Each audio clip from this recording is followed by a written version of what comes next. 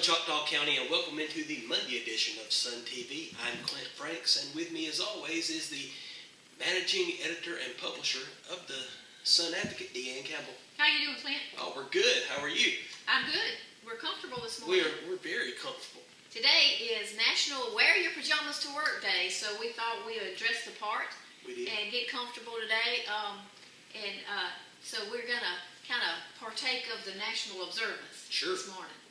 So I'm not real sure about this, Clint. You look a little bit playboyish. Yeah, a little bit. Yeah. So this was apparently a costume that you wore? This was a Halloween costume. Yeah. Well, okay.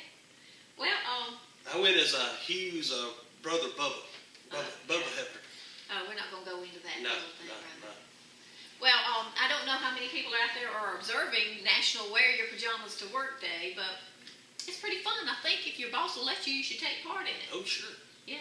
Thankfully, your boss lets you today, right? I'm very thankful for that. Yeah, I don't know how could you imagine getting pulled over and chief of police here in Choctaw getting out in his pajamas? Well, it would probably front page news. It would be. News that day. Yeah. Well, actually, I started to wear my little fuzzy, really thick fuzzy robe today because it's cold. Oh, it is cold. We decided to go from mid-April back to mid-January. Yeah, I don't know what happened with that. I sure was expecting maybe by this time in April that it would be real spring. Right. I was enjoying the little bit of spring 70s and 80s we got last week, and then all of a sudden we have 40s again. It'll be cold tonight and tomorrow night. That's right. But we had some pretty significant weather coming through the area over the weekend. Choctaw County actually was surrounded by areas that had it a lot worse than we did. Oh, yeah, we did. We really did. Choctaw County actually received an average of 3.35 inches of rain. That's an average over the whole county. But Silas got the most in the county. 5.34 inches were recorded down in that area, in the Silas and Mulry area.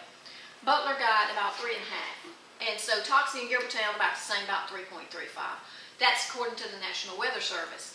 However, and we didn't see a lot of damage. We had some trees down, according to Tyler Davison, the Choctaw EMA director, and some flooding over some low-lying roads like we usually get in the Mosley Bridge area and some other areas that usually you see water going across the road.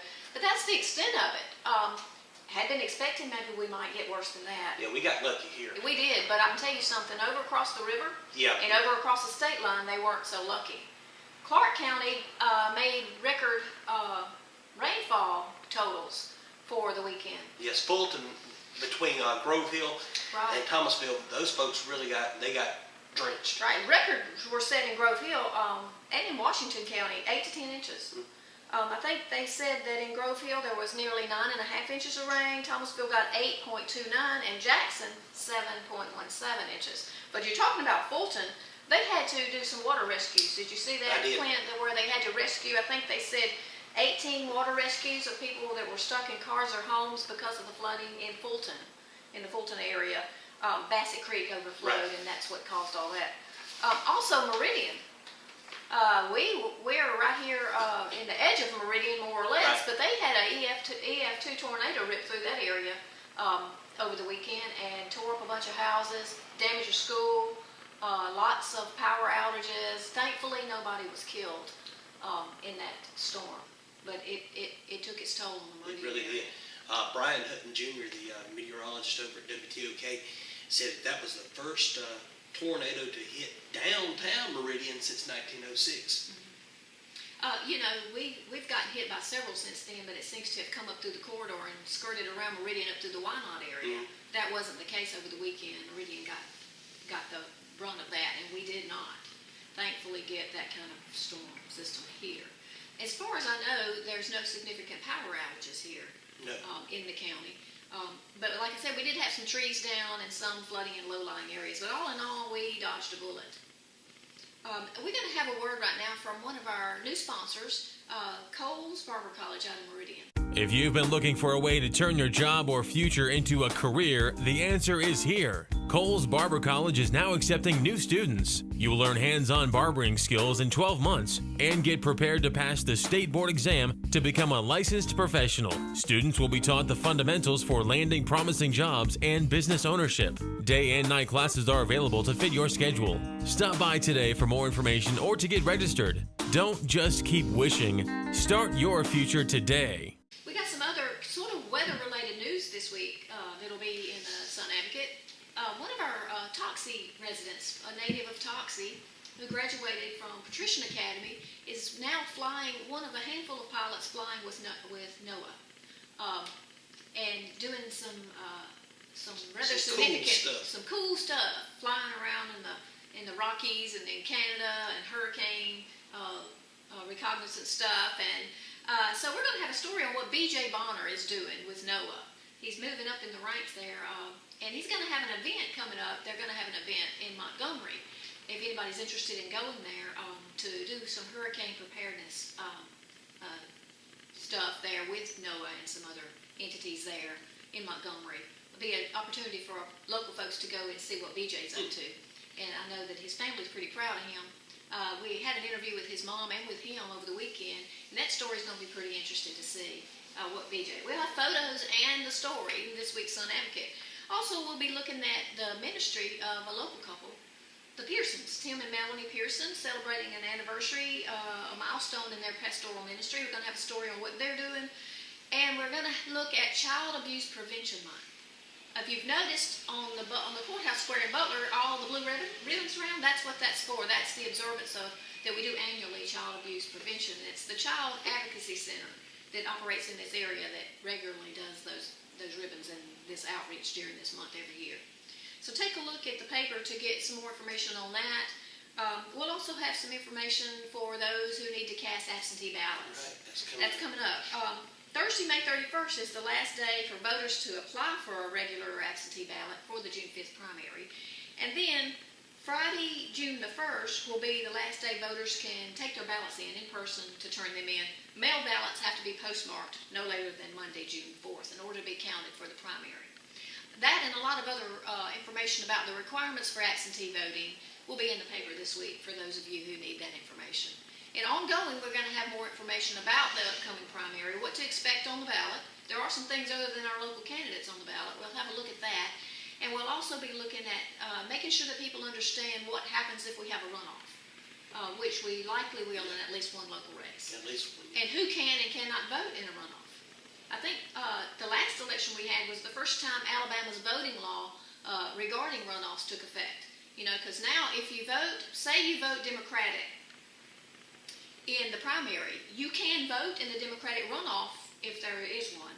But if you choose a Republican ballot in the primary and there is a runoff in the Democratic election, you cannot vote in that runoff. The only way you can vote in that runoff is if you either voted Democratic or didn't vote at all. So bear that in mind if you go to the polls to vote in any runoff, that you had to have voted in that primary on that ballot in order to, or not voted at all in order to cast that ballot. So don't get mad at the poll workers when they won't let you cast one. Oh, yeah. That's good. Chances are we will have a runoff in one of our races, the sheriff's race. We're expecting, since there's 4 candidates, and most time in any race, not just that one, but in any race where there are multiple candidates like that, you usually do end up with a runoff. And so we're sort of half expecting that to happen in this one. We're going to talk some more about what some upcoming things that SunTV is going to be doing in regard to the election and those upcoming races. So look forward to putting that information out there and getting prepared to give the public some information that they'll need when they cast their ballots on June the 5th. What else is going on, Clint? Well, from the sports desk, we've got a hot topic going on right now. It broke at the Alabama High School Athletic Association meeting the other day. Instant replay is coming to high school football, and that's interesting. Just had a chat with a Southern Choctaw head coach Jeremy Nolan, trying to get his thoughts and trying to gauge, you know, the pros and the cons of it. And we'll have a little bit more about that on Wednesday. Okay, well that's interesting. Yeah, I kind of thought that might be coming because it's everywhere now. Yes, it is. Technology allows that, and so take advantage of the fact that some people. Some of the rulings that have been controversial in the past will be a little less controversial when we can look back at it. Yeah, it's a thing they're going to try it for about 3 years. They got permission from the National High School Football Federation to do that, and pros, cons. Yeah. We've got a little bit of all that coming up on Wednesday. Well, that's good.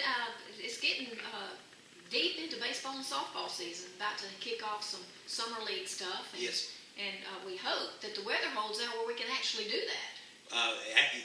That's absolutely true. The Choctaw, Washington Little League, they were supposed to have their opening day 2 weeks ago, and then it was they postponed it that week, and then they postponed it this weekend. And they're playing their regular season games, but they haven't had their official kickoff.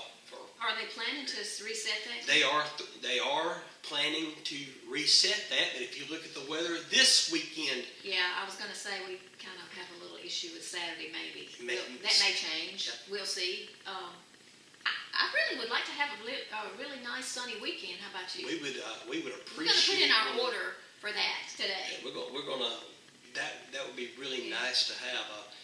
AISA teams, they're wrapping it. Well, Alabama High School Athletic Association and the AISA, they're getting down into it's playoff time starting up, and look to have, I would say probably maybe 2 of our 4 teams, our area schools, they look to make a solid run toward a state championship. Well, that's good news. We usually can count on a significant advancement from girls teams in Right. the county. We've seen that over the last several years, but we've got some boys that are doing very They well are. too. And also something coming up later on, we'll talk a little bit about this on Wednesday, but we've got 4 young men at South Choctaw. They will be signing letters of intent to play baseball on the collegiate level. They'll sign, let's see here, Friday morning at 10:15. Friday. We'll be there for Okay. that. Good for them. We like to see them go on Yeah. to do big things. 4 good young men, and proud of them. Yeah. You know, this is just a word to the people out there who are about to graduate from high school here, to our young people who grew up here. Just because you're from Choctaw County, don't mean the world is limited for Yeah, you. that's exactly right. Proof in point, those guys that are signing that collegiate scholarship intent, and also the story on B.J. Bonner, and countless other stories of young people from this area that have gone on to do really big things. And we want to tell them how proud we are of them, and also to encourage all the others out there to not feel limited just because you're from small town USA. That's right. So Choctaw County folks can go on to do big things. They sure can. Speaking of graduation, just a little plug before we sign off. Yeah. It's time for those graduation special issue pictures to come in. We're doing graduate pictures this week again. Get ready to decide whether you want to choose to congratulate your graduate in the Sun's special graduation issue that'll come out in mid-May. So if you have a graduate, either high school, college, kindergarten, 6th grade, or whatever the case may be, don't forget to congratulate and honor your graduate with a grad ad in the Sun's graduation issue. Call us for details on that, and you'll see some more details in the newspaper this week. That's it for our show today. We're going to go back to work. If you come by and we're still in our pajamas, it's okay. That's right. Yeah. Just overlook us. It's National Wear Your Pajamas to Work Day. So y'all have fun out there today. Tell your boss to let you put your robe on and get back to work. We'll see you later.